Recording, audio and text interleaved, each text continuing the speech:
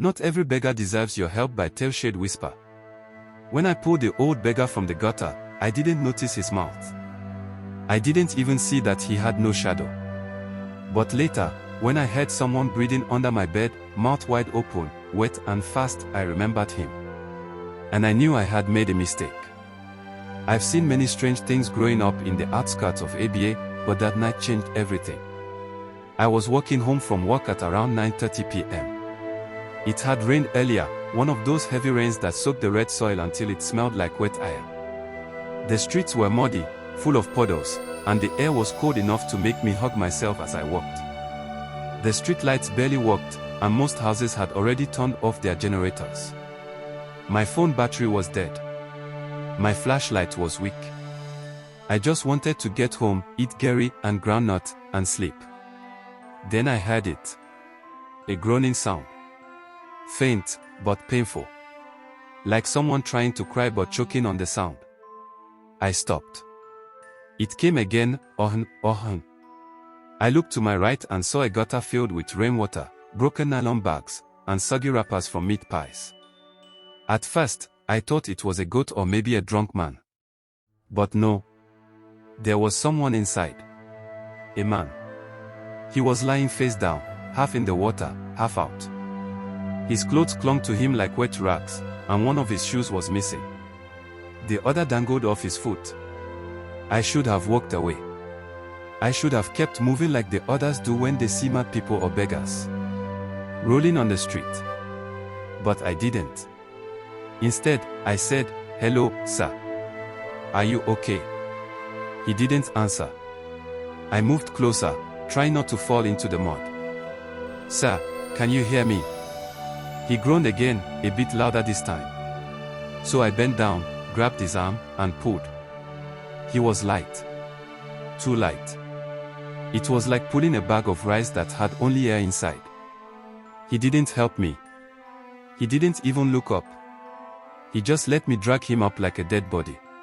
His shirt slipped, and I saw his back, thin, scarred, and covered in something dark. It wasn't mud. When I finally pulled him out of the gutter and sat him against the wall, I got my first good look at his face. That's when I felt a chill run through me. His eyes were wide open, but they didn't blink. His lips were cracked, and his face looked like someone had sewn it shut and then ripped it open again. But it was his mouth that really scared me. It wasn't normal. It stretched too far. From one side of his cheek to the other like it had been torn wider than it should be. And inside. Too many teeth. Not sharp, not fangs. Just too many. Tiny, crooked, yellowish teeth that looked like they didn't belong in any human mouth. I gasped. But he suddenly smiled. Not a warm smile. It was the kind of smile you see in nightmares, slow, quiet, knowing. Then he said, in a voice that barely escaped his throat, "You have a good heart." I blinked. What? He stood up, water dripping off his body. His knees cracked, and his back twisted like he hadn't walked in years. I took a step back, still staring at his face. I said, he whispered again, "You have a good heart." Then he turned and began to walk away, barefoot, limping slightly. I didn't follow him. I stood there, shaking. His footprints were all over the road, muddy, wet, long. But what scared me most? As he walked under the streetlight, there was no shadow behind him. None. The next morning, I woke up feeling strange, tired and sore, like I had been running all night. I brushed it off as stress from work and the weird experience the night before. I didn't tell anyone. Not yet. But when I stepped outside to sweep the compound, I saw something that made my stomach twist. Wet footprints. All over my doorstep. Same shape. Same size. Barefoot. Long toes. Wide sole. Like the ones the beggar left behind. At first, I tried to convince myself that it was just from the night rain. Maybe some child ran around barefoot. But it hadn't rained since midnight, and these footprints were fresh, still wet, still dripping. I bent down to look closer. The mud was the same reddish-brown from the gutter. Same smell. Someone had been standing in front of my house. Watching. I asked my neighbor, Mama Oge, if she saw anything strange.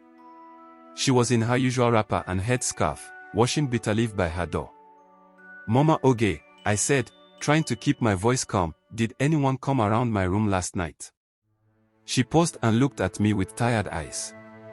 Too many strange things in this compound, she muttered. That's why I always keep salt by my door. Salt? I asked. Yes. You young people don't know anything. Salt keeps things out, bad things. She looked me dead in the eye. Keep your doors locked at night, Obina. And don't answer knocks after midnight. Even if the voice sounds familiar. I nodded slowly and walked back to my room. That whole day, I couldn't concentrate. Even at work, I kept thinking about that face, that voice. You have a good heart. No one had ever said that to me before. It didn't feel like a compliment. It felt like a warning. That night, I made sure everything was locked. I pushed my small table in front of the door and placed an iron pestle beside my bed, just in case. I even sprinkled salt at the door, the window, and beside my bed. Then I laid down and waited. I don't know when I slept off, but sometime around 2 a.m. I woke up with a start. Not because of a sound. Because of a feeling. You know when someone is staring at you in the dark, and your skin starts to crawl before your eyes even open. That was it. I opened my eyes and listened. The room was quiet. Too quiet. No generator humming outside. No dogs barking. Just silence. Then I heard it. Breathing. Not mine. Deep, raspy breathing, wet and heavy, coming from under my bed. I froze. I couldn't move. My chest got tight. Then a voice. That voice. You have a good heart. It was whispering from under the bed. I wanted to scream. I wanted to run. But my legs refused to move. Slowly, I reached for my phone and turned on the flashlight. My hands were shaking so badly the light bounced everywhere. I bent down and looked under the bed. Nothing. No one. Just dust and the rat poison I placed there months ago. But the floor. Wet. Mud and water had leaked into my room, somehow. I stood up, locked my door again, and stayed awake till morning. I didn't sleep again. Couldn't.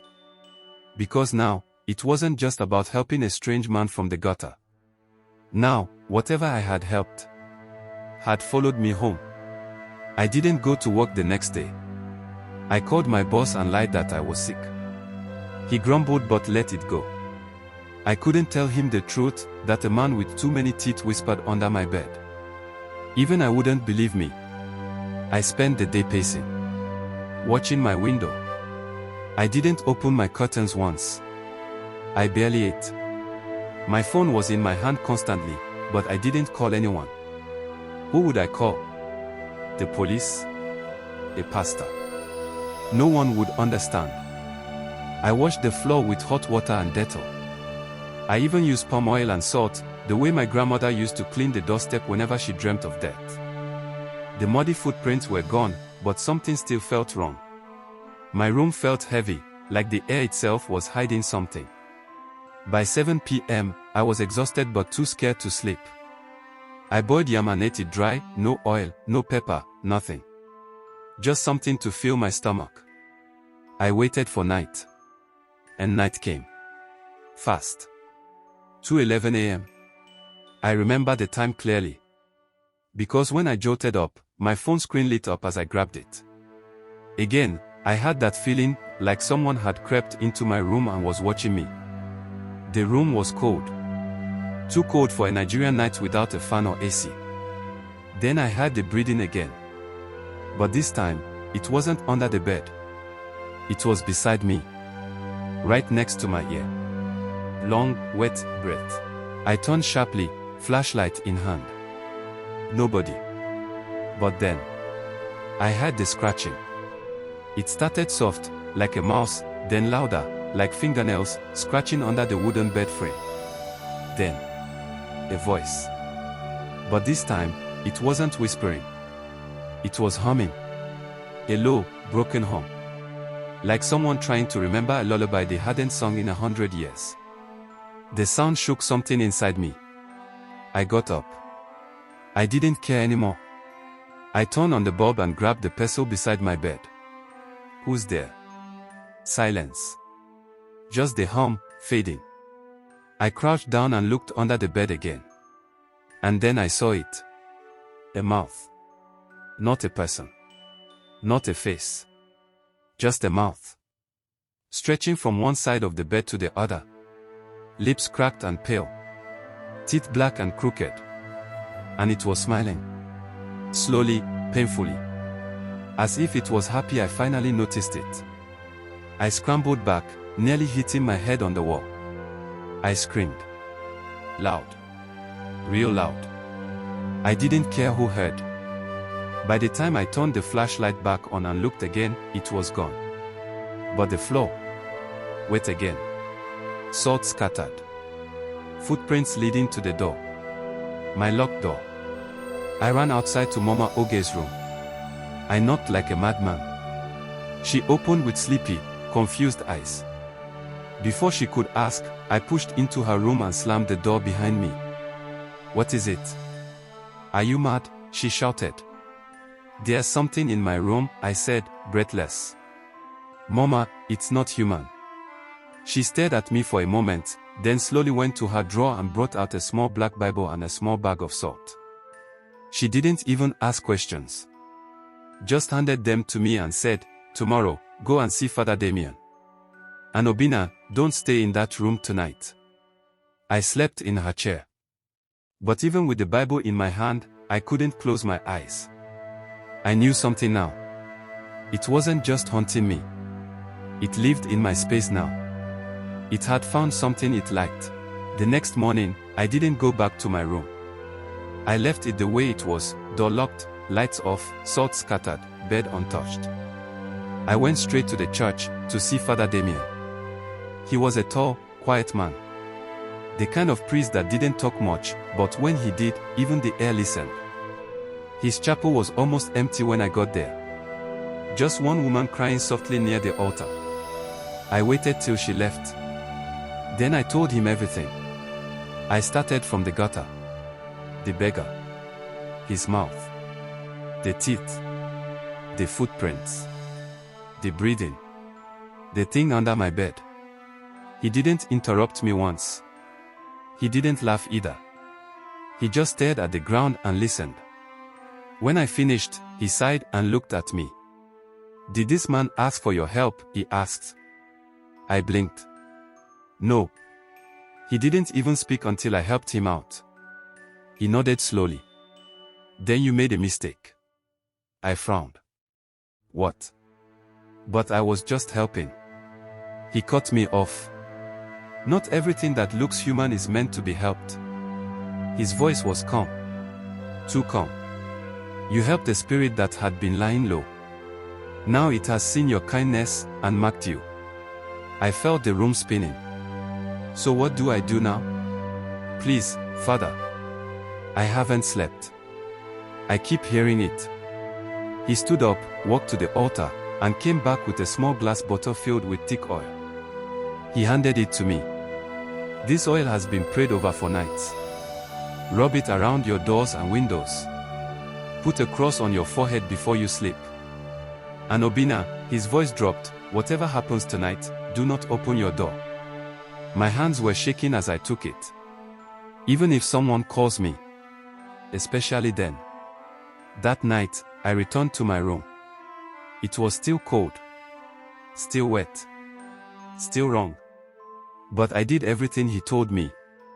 I rubbed the oil around the door, the window frame, under the bed, and even traced a shaky cross above my pillow.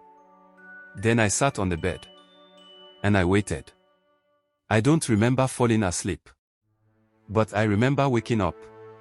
To a knock. 3 slow knocks. Knock. Knock. Knock. I sat up instantly, heart pounding. Then the voice came. weak, pitiful. A whisper. Please. I'm hungry. I'm cold. Help me. It was him. The beggar. I shut my eyes tight. Knock. Obina. He knew my name.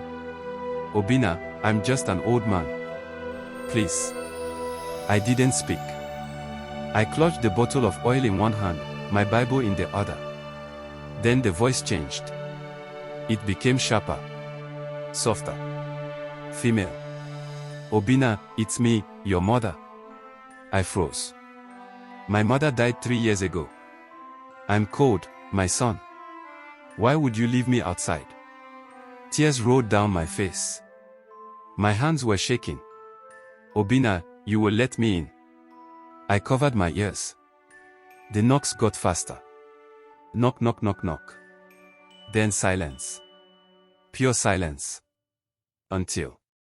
Thud. Something hit my door. Hard. Then again.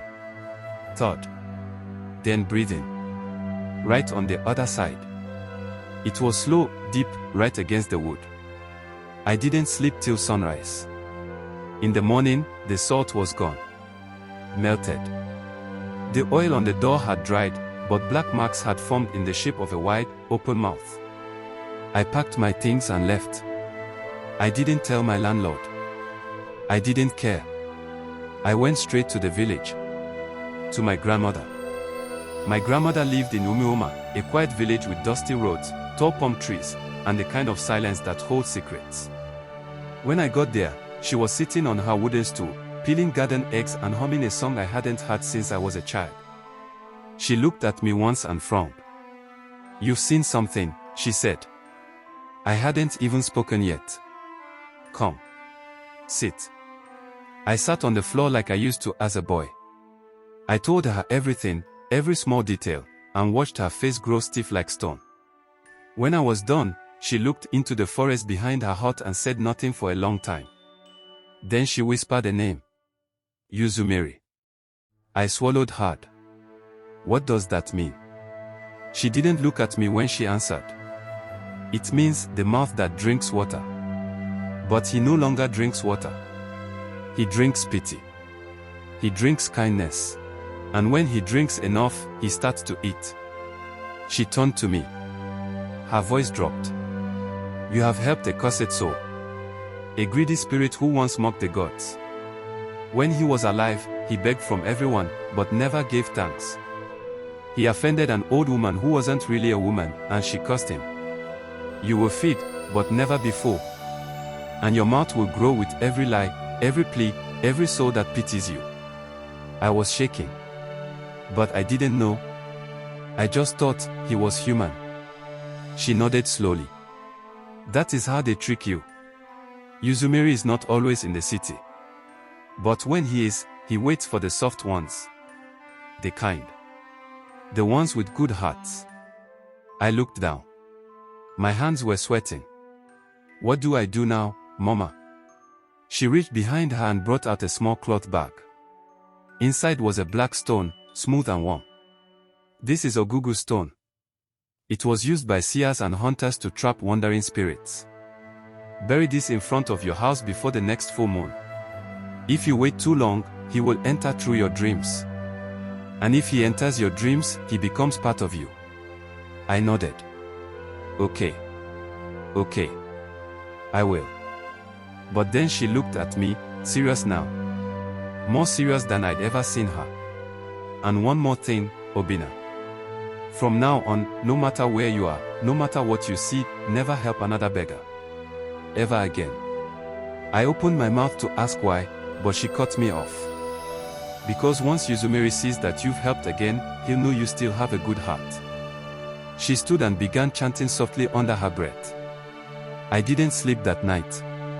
2 days later, I returned to the city. I didn't go back to the old house. I rented a room at the other end of town, small but clean. On the night of the full moon, I buried the stone at the foot of my doorway. I said the words Grandma taught me and sealed it with salt. For the first time in weeks, my room felt safe. Days passed. No knocks. No breathing. No wet footprints. No voice under the bed. I started sleeping again. Eating again. Smiling again. Then it happened. It started with a scream. A loud, broken scream in the middle of the night. I ran outside with other tenants. We followed the sound. It was Mama Oge's room. The door was open. People were already screaming. Crying. Her body lay on the floor, twisted, face frozen, mouth wide open. Her tongue had been pulled out and placed beside her hand. Her eyes were staring directly at my door. Like she had seen something. And wanted to warn me. I didn't speak for 2 days. Didn't eat. Didn't sleep. I just sat in my room, holding the oil bottle, staring at the walls. Then I heard it. The breathing. But not outside. Not under the bed. Inside. Inside my room. I turned slowly toward the corner. And I saw him. The man from the gutter. Soaked. Pale. Smiling. His mouth even wider now. His lips cracked. Bleeding. And he whispered. You fed me once? Now. I must feed. I couldn't move. He was in my room again. But this time, it wasn't a dream. I was fully awake. And I could see him clearly under the flickering bulb, bent legs, crooked arms, skin like dried hide, and a mouth that had torn open far past what any face should allow. Still, he smiled. That terrible, slow, deliberate smile. You fed me once, he said, now I must feed. I stumbled backward, knocking over my table. My legs hit the bed, and I fell to the ground. The Bible slid from under my pillow and landed near my hand. I grabbed it. Held it up. His smile faltered, but only a little. He tilted his head, like a confused dog. You think that little book can stop me? He asked, almost amused. I didn't answer. I just opened the Bible and started reading out loud. Any verse. Any word. I didn't even know what page I landed on. He hissed. A deep, wet sound. Then, he disappeared. Just like that. The room grew cold again. But he was gone. The next day, I returned to the village. I didn't take a bus. I walked. For hours on foot. I didn't trust machines. Didn't trust doors. Didn't trust the people that passed me on the road. What if any of them were him? When I got to my grandmother's compound, I didn't even greet her properly. I just knelt down, shaking. He came again, I said. She helped me up, gave me water, and told me to sit. Then he is not bound to your house, she whispered. He is bound to you. I stared at her. But I did what you said. I buried the stone. I said the words. I haven't helped anyone since. She held up her hand. You haven't helped anyone since. I paused. Then I remembered. A week ago, I had given 100 Nigerian nairas to a blind man near the bus park. He didn't ask. He was just sitting on the floor with a plastic bowl. He didn't even look up when I dropped the money.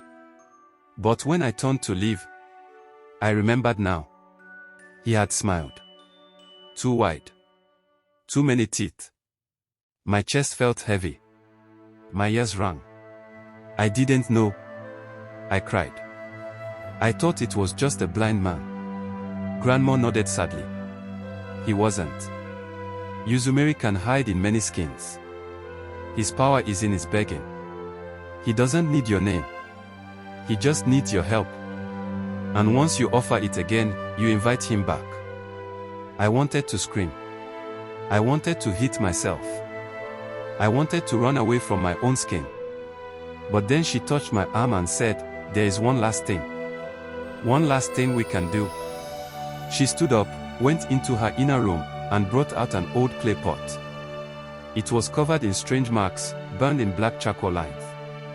She also brought out a feather from a vulture, tied with red thread. This ritual is dangerous, she said. If we do it wrong, he won't just follow you. He'll follow your children. And your children's children. I nodded. Then we have to do it right. She lit a fire and began to chant. I sat in a circle made from ashes and ground bones. She sliced my palm and let the blood drip into the pot. Then she looked into my eyes and said, "When he comes again, you must feed him one last time." I frowned. Feed him what? She held up the feather. Your fear. That night, I slept in a small hut behind her house. Alone. No bed. No fan. Just me, the pot, and the feather. I waited. And of course, he came. The walls didn't shake. The wind didn't blow. He just appeared. Stepping out of the shadows like a man returning home. His mouth even wider now, stretching to his neck. "Obina," he said. "I am hungry." My whole body trembled. But I didn't move. I remembered Grandma's words. I stood up. I held out the feather. "I'm not afraid of you," I lied. He hissed. Louder this time. He rushed at me, mouth wide open. But as he came, I jabbed the feather into the pot, just like Grandma showed me. The room exploded in light. His mouth, his face, started melting, screaming, twisting. He grabbed at me, clawed at the air. And then, silence. He was gone. Completely. No footprints. No breathing. No smile. Just silence. It's been 3 months since that night. 3 months since I looked death in the face and said no.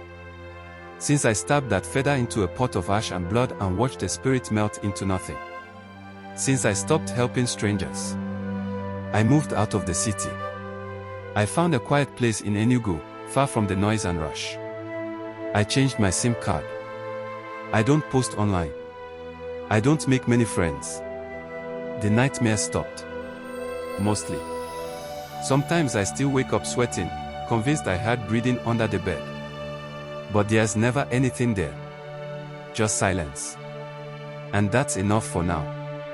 One day, I was buying akara from a roadside woman when I saw a small girl walk up to me. Barefoot.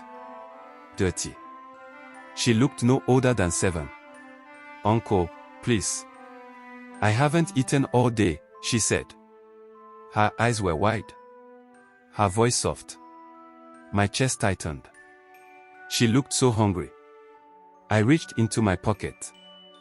But then I saw it. Her smile. Too wide. Too many teeth. And just like that, I remembered. "You fed me once?" I dropped the akara. Backed away. She stood there, staring. Still smiling. I turned and walked. Fast. Didn't look back. Didn't sleep that night. Now I understand.